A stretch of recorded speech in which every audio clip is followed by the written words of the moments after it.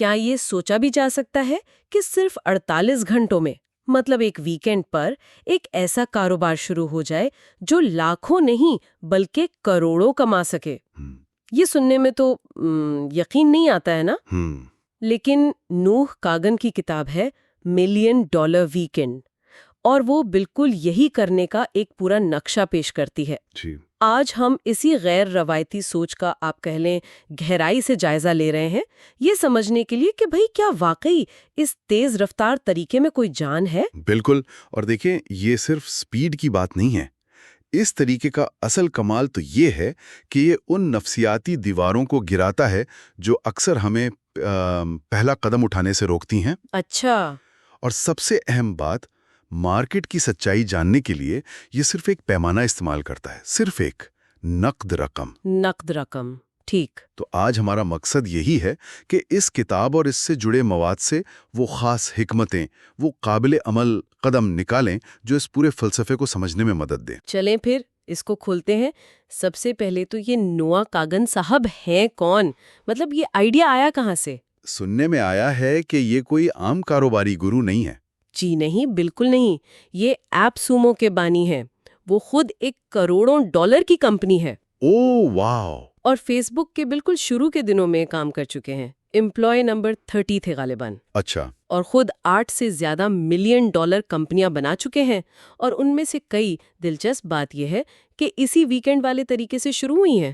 تو ان کا بنیادی فلسفہ کیا ہے؟ یہ روایتی بزنس سے اتنا الگ کیسے ہے؟ عام طور پر تو ہم یہی سنتے ہیں نا کہ بزنس میں سالوں لگتے ہیں، بہت پیسہ چاہیے، بڑا رسک لینا پڑتا ہے۔ یہی تو اصل نکتہ ہے۔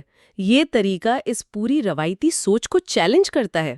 یہ کہتا ہے کہ بھئی کامیابی کے لیے سالوں کی پلاننگ ضروری نہیں، لاکھوں کا سرمایہ ضروری نہیں، کوئی خاص تجربہ بھی ضروری نہیں۔ کوئی بھی شخص اگر وہ لوگوں کے اصل مسائل حل کرنے پر توجہ دے تو بہت تیزی سے کچھ کھڑا کر سکتا ہے۔ لیکن یہ 48 گھنٹے یہ کچھ زیادہ نہیں؟ مطلب یہ صرف ایک چال ہے یا؟ نہیں، یہ چال نہیں ہے۔ یہ جو 48 گھنٹے کی پابندی ہے نا، یہ اصل میں دماغی جمود کو توڑنے کا ایک زبردست طریقہ ہے۔ یہ آپ کو مجبور کرتی ہے کہ سوچنے میں وقت ضائع نہ کریں، فوراً کچھ کریں۔ یعنی ایکشن اوور پلاننگ والی بات؟ بالکل، فوراً کچھ کر گزریں۔ کتاب میں 2 بڑے خوفوں کا خاص طور پر ذکر ہے جن پر قابو پانا بہت ضروری بتایا گیا ہے۔ پہلا تو ہے شروع کرنے کا خوف۔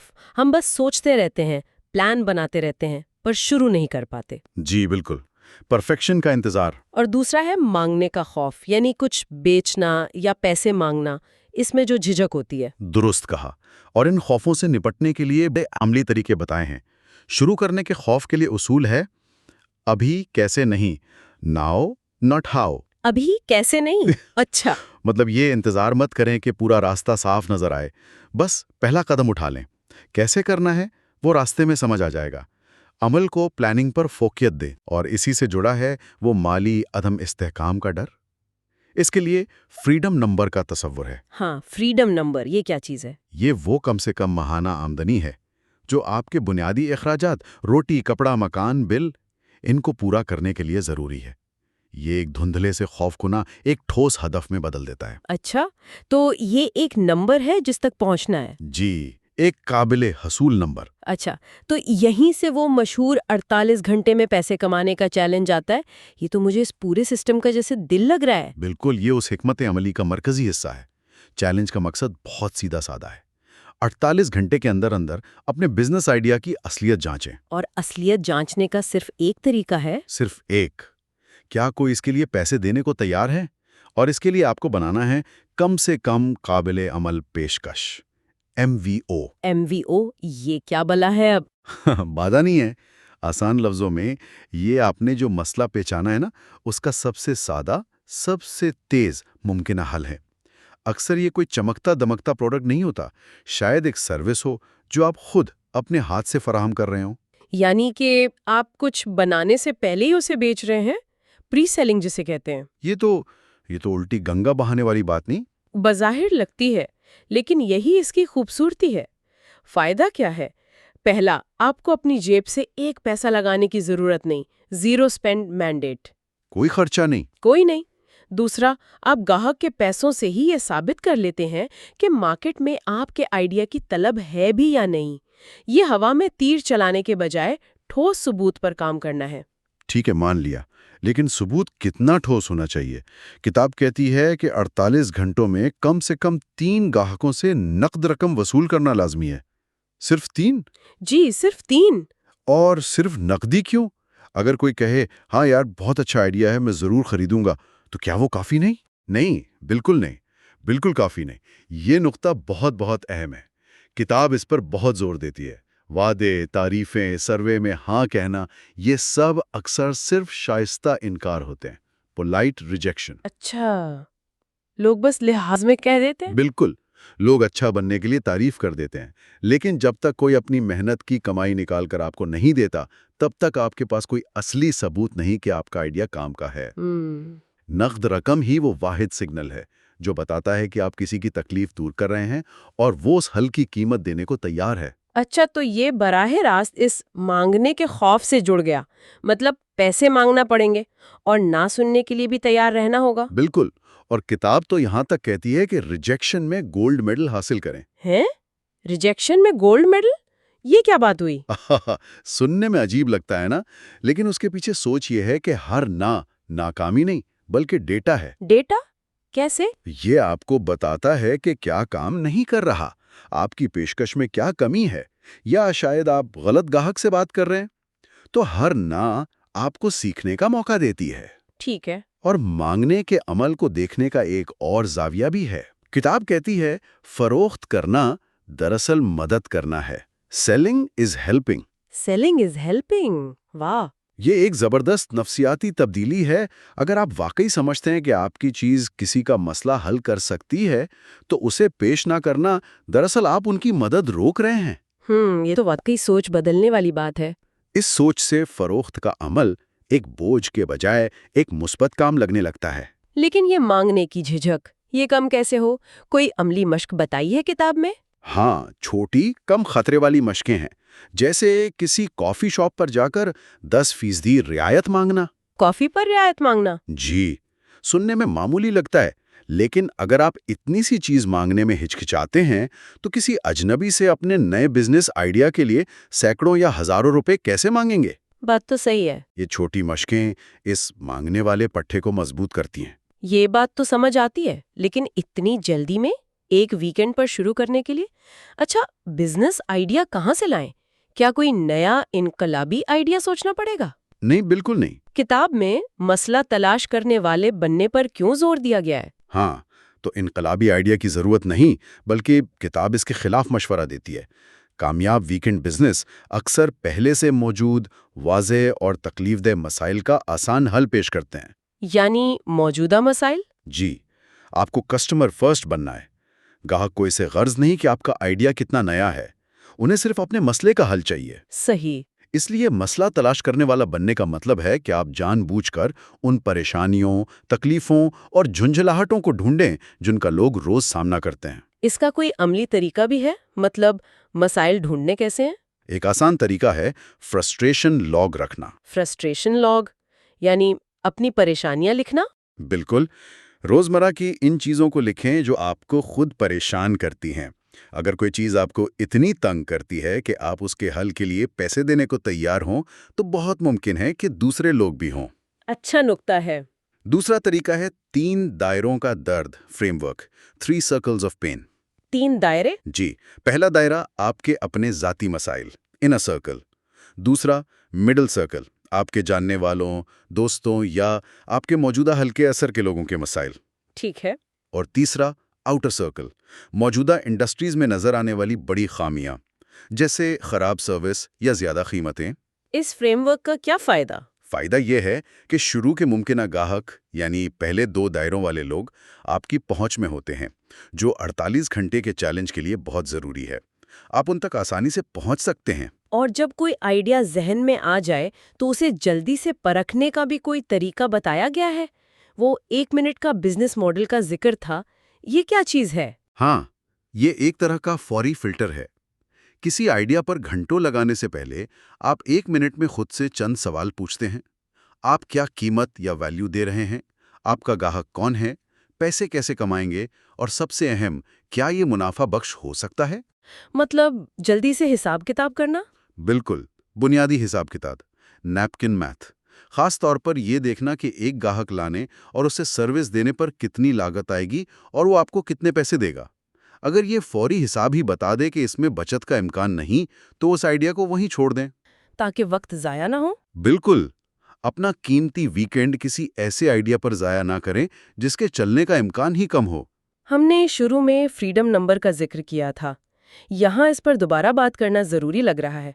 یہ صرف ایک نمبر نہیں لگتا، اس کا نفسیاتی پہلو زیادہ اہم ہے شاید۔ یہ کیسے مدد کرتا ہے؟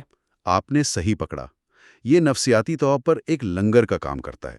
دیکھیں، کاروبار شروع کرنے کا سب سے بڑا خوف اکثر مالی غیر یقینی کا ہوتا ہے۔ نوکری چھوڑ دی تو کیا ہوگا؟ ہاں، یہ تو سب سے بڑا ڈر ہوتا ہے۔ فریڈم نمبر اس غیر واضح خوف کو ایک ٹھوس، قابل پیمائش ہدف میں بدل دیتا ہے۔ جب آپ کو پتہ ہوتا ہے کہ آپ کو مہینے میں صرف اتنے پیسے کمانے ہیں کہ آپ کے بنیادی اخراجات پورے ہو جائیں، تو یہ ہدف اتنا بڑا نہیں لگتا۔ صحیح۔ پھر نوکری چھوڑنے جیسا بڑا فیصلہ اندھیرے میں چھلانگ لگانے کے بجائے ایک سوچا سمجھا قدم بن جاتا ہے۔ کتاب میں دی گئی مثال بہت اچھی ہے۔ کون سی مثال؟ کہ یہ گہرے سمندر میں پھینکنے کے بجائے سوئمنگ پول کے کم گہرے حصے میں تیرنا سیکھنے جیسا ہے، جہاں آپ کا پاؤں زمین پر لگ سکتا ہے۔ اچھا، یعنی محفوظ طریقے سے آگے بڑھنا۔ جی، آپ اپنا ویکینڈ بزنس نوکری کے ساتھ شروع کرتے ہیں، اور جب وہ مستقلاً آپ کا فریڈم نمبر کمانے لگے، تب آپ محفوظ طریقے سے مکمل طور پر اس پر آ سکتے ہیں۔ اور اس سفر میں اکیلے چلنا تو مشکل ہو سکتا ہے۔ احتساب کے لیے ساتھی یعنی اکاؤنٹیبلٹی پارٹنر کی کیا اہمیت بتائی گئی ہے؟ بہت زیادہ، بہت زیادہ۔ جب آپ کسی کو جواب دہ ہوتے ہیں، چاہے وہ دوست ہو یا کوئی اور کاروباری شخص، تو آپ کے اپنے اہداف پر قائم رہنے کا امکان بڑھ جاتا ہے۔ اسے ہاتھون ایفیکٹ بھی کہتے ہیں شاید۔ بالکل، یعنی جب ہمیں پتہ ہوتا ہے کہ کوئی ہمیں دیکھ رہا ہے یا ہمارے کام کا جائزہ لے رہا ہے، تو ہماری کارکردگی بہتر ہو جاتی ہے۔ وہ ساتھی آپ کو ٹریک پر رکھنے میں مدد کرتا ہے، خاص طور پر جب شروع میں مشکلات آئیں۔ ٹھیک ہے، تو فرض کریں ویکینڈ گزر گیا، آپ نے محنت کی اور وہ جادوئی 3 گاہک مل گئے جنہوں نے پیسے بھی دے دیے۔ زبردست۔ لیکن اب کیا یہ بس ایک اچھی شروعات ہے یا اس کا کوئی گہرا مطلب ہے؟ آگے کا راستہ کیا ہے؟ یہ صرف شروعات ہے، لیکن بہت اہم شروعات ہے۔ یہ اس بات کا ثبوت ہے کہ آپ کے آئیڈیا میں کچھ جان ہے۔ اب اصل کام شروع ہوتا ہے۔ اور وہ کیا ہے؟ اصول ہے، جو کام کرے اسی پر زور دو، ڈبل ڈاؤن۔ Double down? جی، وہ پہلے 3 گاہک آپ کے لیے سونے کی کان ہیں۔ ان سے بات کریں، سمجھیں کہ انہیں کیا چیز سب سے اچھی لگی، کیا چیز بہتر ہو سکتی تھی۔ ان کے فیڈ بیک کی بنیاد پر اپنی MBO کو بہتر بنائیں۔ یعنی گاہک سے سیکھنا۔ بالکل، اور دیکھیں کہ آپ نے ان گاہکوں کو کیسے حاصل کیا تھا۔ جو طریقہ کامیاب رہا، اسی پر اپنی ساری توانائی اور وسائل لگائیں۔ جو چیزیں کام نہیں کر رہیں، انہیں فوراً چھوڑ دیں۔ اور پیسوں کا کیا اب سرمایہ کاری لینی چاہیے؟ کتاب تو یہاں بیرونی سرمائے یعنی وینچر کیپٹل کے بجائے بوٹ سٹریپنگ کو ترجیح دینے کا مشورہ دیتی ہے۔ بوٹ سٹریپنگ یعنی اپنے پیسوں یا کمائی سے کاروبار چلانا؟ جی، تاکہ کنٹرول آپ کے ہاتھ میں رہے اور آپ مارکیٹ کی اصل ضرورت کے مطابق بڑھیں۔ ذرائع میں سامعین بنانے یعنی آڈینس بلڈنگ کا بھی ذکر تھا۔ خاص طور پر ای میل لسٹ بنانے پر زور دیا گیا ہے، سوشل میڈیا فالوورز کے مقابلے میں۔ ایسا کیوں ہے؟ وہ ای میل بادشاہ ہے والی بات؟ ہاں، ای میل از کنگ۔ یہ طویل مدتی کامیابی کے لیے بہت اہم نکتہ ہے۔ دیکھیں، سوشل میڈیا فالوورز فیس بک، انسٹاگرام، ٹک ٹاک پر جو ہیں، وہ کرائے کے گھر کی طرح ہیں۔ کرائے کا گھر؟ جی، پلیٹ فارم جب چاہے آپ کی پہنچ کم کر سکتا ہے، اپنا الگوریدم بدل سکتا ہے۔ آپ کے ہزاروں فالوورز ہو سکتے ہیں، لیکن آپ ان تک براہ راست نہیں پہنچ سکتے۔ صحیح۔ اس کے برعکس، ای میل لسٹ آپ کی اپنی ملکیت ہے۔ آپ جب چاہیں، جیسے چاہیں، اپنے سبسکرائبرز کو پیغام بھیج سکتے ہیں۔ یہ ایک براہ راست تعلق ہے، اور زیادہ مؤثر بھی ہے۔ اعداد و شمار بھی یہی بتاتے ہیں کہ ای میل کے ذریعے فروخت ہونے کا امکان سوشل میڈیا سے کہیں زیادہ ہوتا ہے۔ تو سوشل میڈیا برا نہیں، لیکن اس کا اصل مقصد لوگوں کو اپنی ویب سائٹ یا لینڈنگ پیج پر لا کر ان کا ای میل ایڈریس لینا ہونا چاہیے۔ اور پھر آٹومیشن کی بات آتی ہے۔ شروع میں تو سب کچھ دستی MVO سے ہو رہا تھا، لیکن کاروبار کو بڑا کرنے کے لیے یہ کیسے بدلے گا؟ بالکل، شروع میں آپ خود ہی سب کچھ کر رہے ہوتے ہیں جو کہ ٹھیک ہے، لیکن اگر مقصد واقعی 7 ہندسوں تک پہنچنا ہے تو آپ اکیلے سب کچھ نہیں کر سکتے۔ آہستہ آہستہ آپ کو ان دستی کاموں کو خودکار نظاموں سے بدلنا ہوگا۔ جیسے کہ مثال کے طور پر اگر آپ کی MVO ایک دستی رپورٹ تھی تو شاید اب آپ ایک سافٹ ویئر یا آن لائن کورس بنا سکتے ہیں جو وہی کام خودکار طریقے سے کرے۔ اس سے آپ غیر فعال آمدنی یعنی پیسیو انکم کی طرف بڑھتے ہیں۔ یعنی ایک ایسا سسٹم جو خود پیسے کمائے؟ جی، ایک ایسا سسٹم جو آپ کے فعال طور پر کام نہ کرنے پر بھی پیسے کماتا رہے۔ مقصد یہ ہے کہ آپ ایک ایسا کاروبار بنائیں جو آپ کی زندگی کو سپورٹ کریں، نہ کہ آپ کی پوری زندگی اس کاروبار میں کھپ جائے۔ تو اگر ہم سمیٹیں، ملین ڈالر ویکینڈ کا پورا فلسفہ چند خاص خیالات کے گرد گھومتا ہے۔ رفتار کو ایک ہتھیار بنانا تاکہ سوچ کے جال سے نکلا جا سکے، جی شروع کرنے اور مانگنے کے خوف کا عملی طریقوں سے مقابلہ کرنا۔ بالکل۔ کسی بھی بزنس آئیڈیا کی واحد سچی تصدیق نقد رقم سے حاصل کرنا، سب سے اہم۔ اور فریڈم نمبر جیسے تصورات سے خطرے کو کم کرنا تاکہ کوئی بھی ہمت کر سکے، یہ واقعی کاروبار شروع کرنے کے عمل کو ہر کسی کی پہنچ میں لانے کی ایک کوشش لگتی ہے۔ یقیناً، اور یہ ہمیں ایک دلچسپ سوچ پر چھوڑ جاتا ہے۔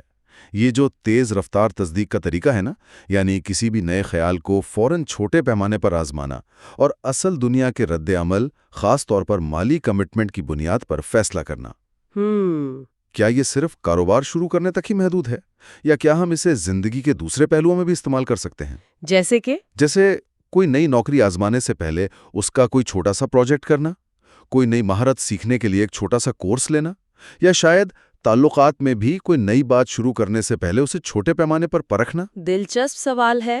اور آج اس گفتگو کے بعد وہ کون سی ایک چھوٹی سی مانگنے کی مشق ہو سکتی ہے جو ہم میں سے کوئی بھی کر سکتا ہے، چاہے وہ صرف ایک دوست سے کسی کتاب کے بارے میں رائے مانگنا ہی کیوں نہ ہو، تاکہ نوآ کاگن کے بتائے ہوئے اس نفسیاتی پٹھے کو تھوڑا سا